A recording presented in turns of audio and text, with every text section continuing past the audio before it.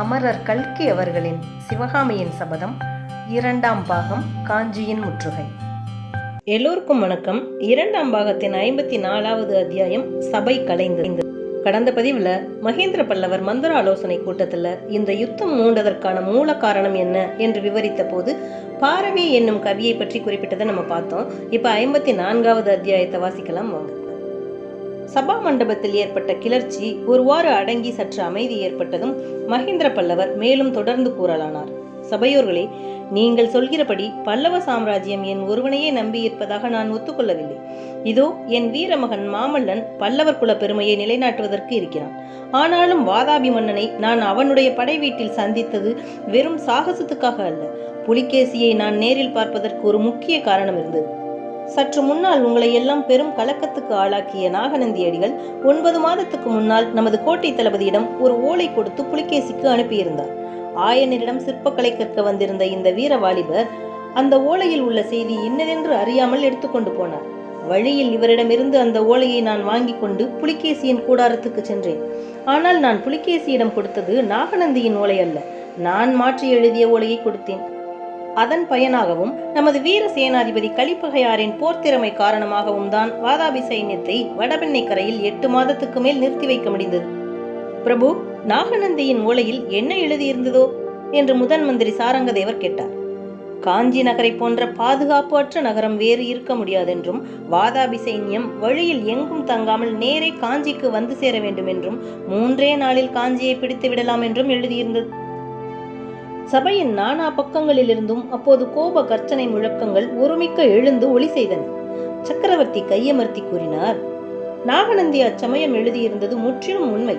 அப்போது வாதாபியின் பெரும் சைன்யம் நேரே காஞ்சிக்கு வந்திருந்தால் 3 நாளைக்கு மேல் நாம் எதிர்த்து நின்றிருக்க முடியாது. சலுக்கரின் 15,000 போர் யானைகளிலே ஒரு 15 யானைகள் நமது கோட்டை கதவுகளை எல்லாம் தகர்த்தெறிந்திருக்கும். அப்போது வைஜெயந்தி பட்டணத்துக்கு நேர்ந்த கதி காஞ்சிக்கும் நேர்ந்திருக்கும். சபையோர்களே, கதம்பகுல மன்னர்கள் வாழையடி வாழையாக வாழ்ந்து அரசு செலுத்திய வைஜெயந்தி பட்டினம் இருந்த இடத்திலே இப்போது கரியும் சாம்பலும் மேடிட்டிருப்பது உங்களுக்கு தெரியுமல்லவா? சபையில் மறுபடியும் வியப்பொலிகளும் இரக்க குரல்களும் எழுந்தன. மகேந்திர பல்லவர் மீண்டும் தொடர்ந்து சொன்னார், இந்த காஞ்சி மாநகரம் உலகம் உய்ய அவதரித்த புத்த பகவானுடைய காலத்தில் இருந்து 1000 வருஷமாக சீரும் சிறப்பும் பெற்று விளங்குகிறது.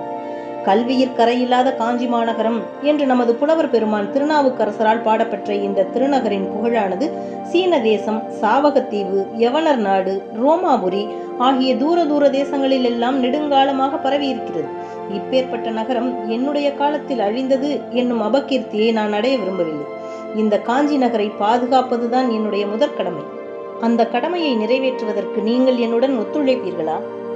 இவ்வாறு சக்கரவர்த்தி கேட்டபோது சபையினர் ஒருமுகமாக அப்படியே அப்படியே என்று கோஷித்தார்கள். சக்கரவர்த்தி மறுபடியும் கையமர்த்தி, இந்த யுத்தம் நேர்ந்ததற்கு மூல காரணம் என்னதென்று உங்களுக்கு தெரிவித்தேன். இது என்னால் நேர்ந்த யுத்தம். ஆகையால் என் போக்கில் இதை நடத்தி முடிப்பதற்கு உங்களிடம் அனுமதி கோருகிறேன் என்றார். அப்படியே என்று மீண்டும் சபையில் கோஷம் எழுந்தது.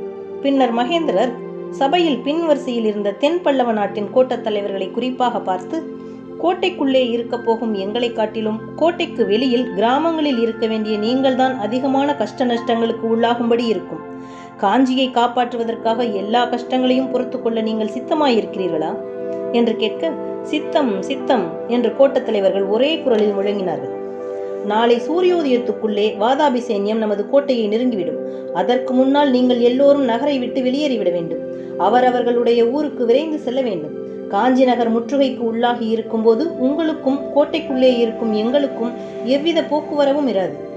கோட்டையை கைப்பற்ற முயன்ற புலிகேசி தோல்வியடையும் போது அவனுடைய கோபத்தை எல்லாம் சுற்றிலும் உள்ள நாட்டுப்புறங்களின் மீது காட்டுவான்.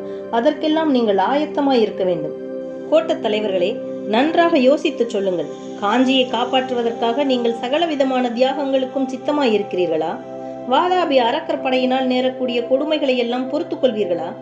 நாட்டில் கொடிய பஞ்சம் ஏற்பட்டு மக்கள் பட்டினி கிடந்து மடிய நேர்ந்தாலும் நீங்கள் மனம் கலங்காமல் இருப்பீர்களா என்று சக்கரவர்த்தி கம்பீரமான குரலில் கேட்க, செஞ்சி கோட்ட தலைவன் சடையப்ப சிங்கன் எழுந்து நின்று கூறினான், பல்லவேந்திரா, யோசிப்பதற்கு ஒன்றுமில்லை. பல்லவ ராஜ்யத்தின் மணிமகுடமாக விளங்குவது காஞ்சி மாநகரம். காஞ்சி அழிந்தால் பிறகு யார் உயிரோடு இருந்து என்ன பயன்? காஞ்சி நகரை காப்பாற்றுவதற்காக எந்த விதமான தியாகங்களை செய்யவும் நாங்கள் சித்தமாயிருக்கிறோம். தங்களுடைய சித்தம் எதுவோ அதன்படி நடந்து கொள்கிறோம். நான் கூறியதுதான் இங்கே உள்ள எல்லோருடைய அபிப்பிராயமும். ஆம் ஆம் என்று கோட்டத் தலைவர்கள் அனைவரும் ஏகமனதாக ஆமோதித்தார்கள். இந்த சமயத்தில் சபா மண்டபத்தின் வாசற்புறத்தில் இருந்து தூதன் ஒருவன் வந்தான். அவன் சக்கரவர்த்தியை நெருங்கி பணிந்துவிட்டு, கிழக்கு திசையில் ஒரு பெரும் புழுதி படலம் தெரிகிறதென்றும் கடல் புரண்டு வருவது போன்ற பெரும் முழக்கம் கேட்கிறதென்றும் தெரியப்படுத்தினான்.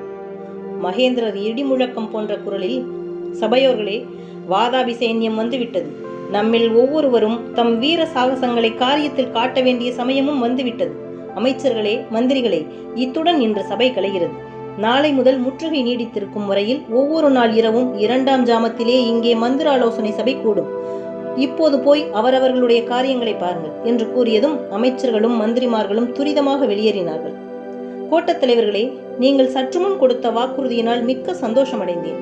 அந்த வாக்குறுதியை மட்டும் நீங்கள் நிறைவேற்றி வைத்தால் புலிகேசியை கட்டாயம் என்று ஜெயக்குடி நாட்டுவேன் என்று கூறி தளபதி பரஞ்சோதியை பார்த்து, தளபதி, இவர்களை தெற்கு கோட்டை வாசலுக்கு அழைத்து கொண்டு போங்கள். இவர்கள் அகழியை தாண்டி சென்றதும் பாலத்தை உடைத்து எரிந்துவிட வேண்டும். மற்றபடி கோட்டை பாதுகாப்பு சம்பந்தமாக நாம் தீர்மானித்தபடி காரியங்கள் செய்கிறீர்கள் அல்லவா என்று கேட்க, ஆம் பிரபு, தெற்கு வாசலை தவிர மற்ற 3 வாசல்களையும் முழுவதும் அடைத்தாகிவிட்டது. பாலங்களையும் தகர்த்தாகிவிட்டது.